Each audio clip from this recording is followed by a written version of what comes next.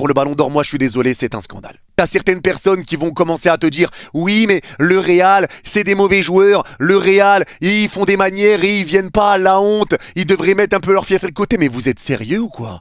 Mais à un moment donné Vini est annoncé Ballon d'Or partout, ça fait des mois que Vinicius est annoncé Ballon d'Or, que Vini pense gagner le Ballon d'Or, et là le jour même ou la veille t'apprends que Vini ne le prend pas, mais encore heureux que le Real a décidé de boycotter cette cérémonie, parce que c'est une mascarade. Et est-ce que le Real sont les seuls à avoir boycotté cette cérémonie? Il y avait personne. Il y avait personne, les gars. C'est une dinguerie. Il y avait personne dans cette cérémonie. Sur les nominés du Ballon d'Or, les gars, dans la salle, il y avait qui dans le top 10? Il me semble qu'il y avait que Harry Kane, il y avait que Rodri, je sais pas si j'oublie quelqu'un, il a mis Yamal. Dans le top 10, il y avait que. Il y avait que. Et c'est la preuve que cette cérémonie n'a aucun sens. Et même pas que pour le Ballon d'Or, parce qu'on peut parler aussi des autres trophées, avec le trophée Yachine, où je suis pas d'accord, le prix Socrates, où je suis pas d'accord, le meilleur entraîneur de l'année. Bon, Carlo Ancelotti, ça aurait pu être autre chose, mais le meilleur entraîneur féminin de l'année, on s'attendait au coach du Barça, c'est pas le cas. Bon, après là on rentre pas dans les autres débats, mais en tout cas aujourd'hui ils ont décidé de ne pas se rendre donc à Paris. La raison a été expliquée par le Real lui-même dans un communiqué.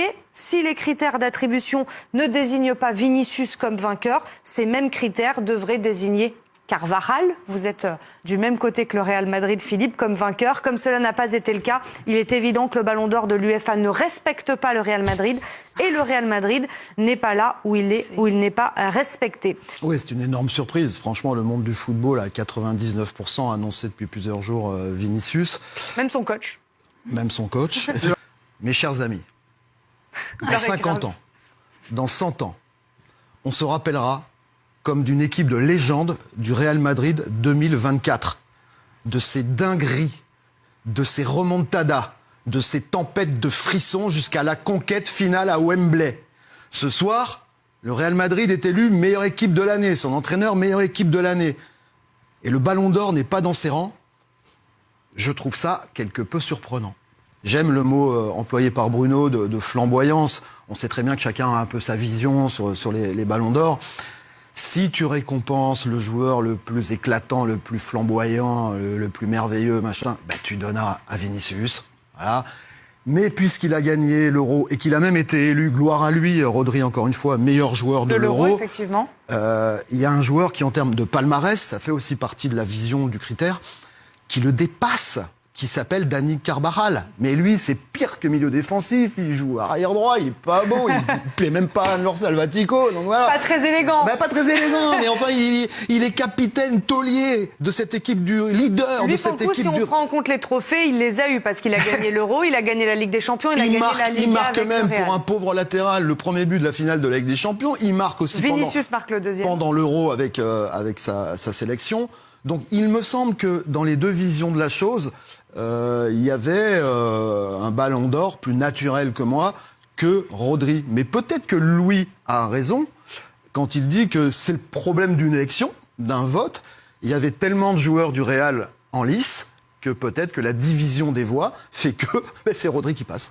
Concernant les joueurs, en tout cas, Rodri est un joueur un peu plus classe et fair play que Vinicius. Sur ce point-là, clairement. Il est quand même devant son rival qu'il a platement battu. Donc, alors donnons le Ballon d'Or aux joueurs les plus super classe et super fair play. Super. Mais ça compte, c'est les valeurs du sport quand même. Et ça compte, c'est les valeurs du sport. Mais Anne-Laure vient de les citer, les critères. En un, elle met il y a la performance individuelle. Performance collective et fair play. Mais regardez par exemple, vous êtes de grands intellectuels. Oui. Surtout vous, mais nous aussi, effectivement. On essaie de vous suivre, Philippe. Sur ce que dit Bruno, peut-être que ce qui fait la différence pour Rodri par rapport à Vinicius, c'est que le fait que Rodri soit champion d'Europe avec l'Espagne, alors que Vinicius ne l'est pas avec le Brésil en Copa América. Mais cependant, Vinicius gagne quand même la Ligue des Champions en éliminant Rodri en demi-finale, tout comme son compère Carvajal, qui lui gagne tout. Donc sur les critères, il y a matière à débat, je suis désolé, en respectant complètement et en adorant Rodri, que je félicite depuis le départ. Il n'y a aucune ambiguïté sur Rodri. Je dis juste que ça aurait pu être un autre.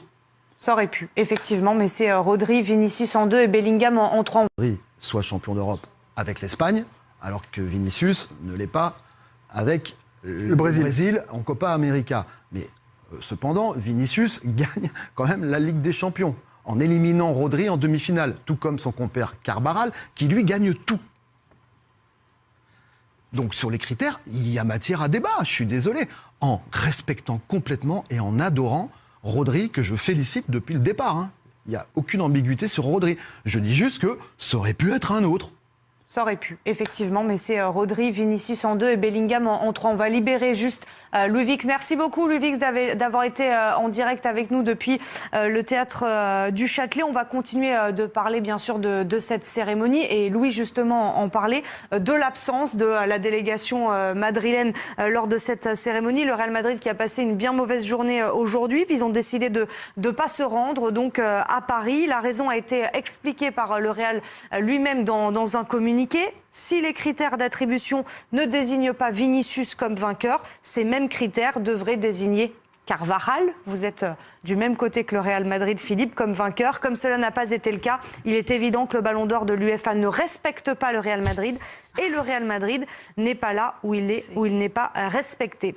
Ça a été une journée à rebondissement. On imagine que dans les médias espagnols aujourd'hui, eh bien, ils avaient beaucoup de travail. On va aller d'ailleurs prendre la température avec Pablo Polo, journaliste chez Marca, qui est en direct avec nous. Bonsoir Pablo, merci d'être en direct dans le Late Sport 360.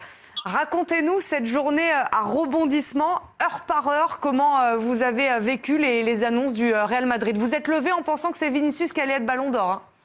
Bah, bien sûr. Malheureusement, on avait annoncé Vinicius, pas que Marca. Je pense que la plupart des médias espagnols. Et c'était une longue journée, c'est évident.